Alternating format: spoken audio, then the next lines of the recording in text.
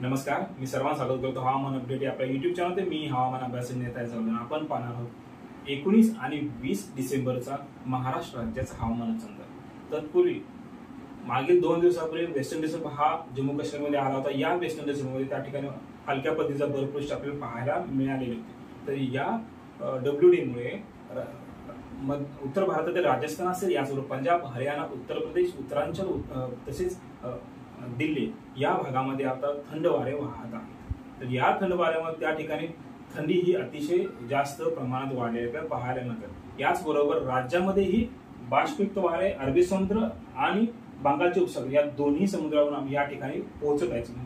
अरबी समुद्राचा विचार केला हैदराबाद, याचबरोबर महाराष्ट्रात पश्चिम महाराष्ट्र असेल, त्याचं सांगली, कोल्हापूर, सातारा आणि अरबी समुद्रामधून ही बाष्पयुक्त वारे महाराष्ट्रामध्ये दाखवतात। त्यामुळे दिवसाचं टेम्परेचर हे खूप कमी आपल्याला पाहायला मिळतं। आज दिवसभरात जर विचार केला तर संपूर्ण कोकण किनारपट्टी, याच मुंबई असेल, ठाणे, पालघर, याचबरोबर कोकण, अलिबाग या भागामध्ये ढगाळ परिस्थिती आपल्याला पाहायला मिळते। याचबरोबर सांगली, कोल्हापूर, सातारा, पुण्याचा काही भाग असेल, तसेच सोलापूरचा दक्षिण भाग असेल, याही ठिकाणी ढगाळ परिस्थिती आपल्याला आज पाहायला मिळाली। हे वातावरण येणाऱ्या 2 ते 3 दिवस असेच कायम राहणार आहे। मात्र विदर्भामध्ये याचा थंडीचा जो प्रवास आहे तो अजून वाढण्याची शक्यता आहे। विदर्भात सर्वाधिक थंडी ही गडचिरोली, गोंदिया या भागामध्ये लागण्याची शक्यता आहे। 24 राज्याचा मिनिमम मॅक्झिमम टेम्परेचरचा विचार केला म्हणजे दिवसाही थंडी वाढणार आहे, याचबरोबर रात्रीही थंडी कडाक्याची लागण्याची शक्यता आहे। सर्वप्रथम आपण जर पाहिलं तर विदर्भामधील भंडाराचा उत्तर भाग, याचबरोबर गोंदिया आणि नागपूरचा उत्तर भाग, वरुड, नौखेड असेल, कमशेर असेल, सावने असेल, रामटेक असेल, या भागामध्ये 8 ते 10 डिग्री सेल्सिअस राहण्याची शक्यता। सर्वाधिक कमी तापमान हे विदर्भामध्ये राहण्याची शक्यता। या ठिकाणी कडाक्याची थंडीही पडण्याची शक्यता आहे।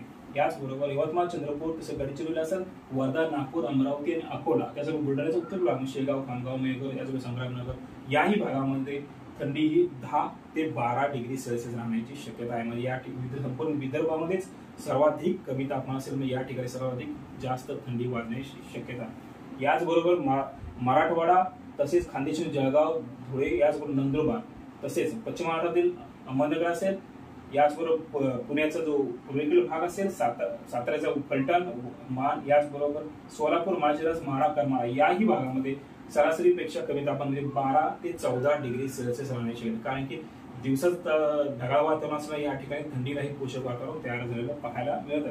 तसेच लातूर, धाराशिवचा दक्षिण भाग असेल, सोलापूर असेल, याचबरोबर साताराचा उत्तरेकडील भाग, सातारा, कोरेगाव, खटाव, याचबरोबर जावळी, वाई, खंडाळा आणि पुण्यामध्ये मुळशी, तसेच वेल्हे, भोर, आंबेगाव, जुन्नर हा जो पट्टा, याचबरोबर अहमदनगर, अकोला तालुका, नाशिक आणि धुळ्याचा पश्चिमेकडील भाग या भागामध्ये सरासरी जर पाहिलं तर 14 ते 16 डिग्री सेल्सिअस राहण्याची शक्यता या ठिकाणी आहे।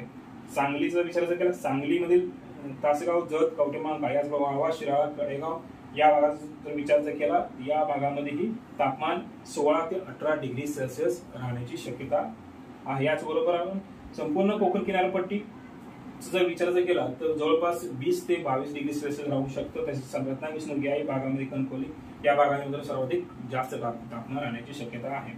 याचबरोबर संगमेश्वर, लांजा, रत्नागिरी, गुहागर, दापोली, मंडणगड, माणगाव, सुधागड, खालापूर, तसेच उल्हासनगर, कल्याण, पनवेल, विक्रमगड, जव्हार या भागात जर आपण खास विचार केला तर 18 ते 20 डिग्री सेल्सिअस राहील। हे तापमान जर पाहिलं तर दिवसाही आणि रात्रीची या ठिकाणी हळूहळू तापमानामध्ये कमी होण्याची शक्यता आहे। मात्र ढगाळ वातावरण असल्यामुळे दिवसात जवळपास दुपारनंतर या भागामध्ये हळूवार थंडी आपल्याला वाढण्याची शक्यता आहे। कारण की या ठिकाणी अरबी समुद्र आणि बंगालचा उपसागर या दोन्ही भागांमधून थंड वाऱ्याचा प्रवास या ठिकाणी आपल्याला पाहायला मिळतात। हे होतं उद्याचं हवामान अपडेट। याचबरोबर हवामान अपडेट या युट्यूब चॅनल सबस्क्राईब केलं नसेल तर कृपया सबस्क्राईब करा, बेल आयकॉन नक्की क्लिक करा।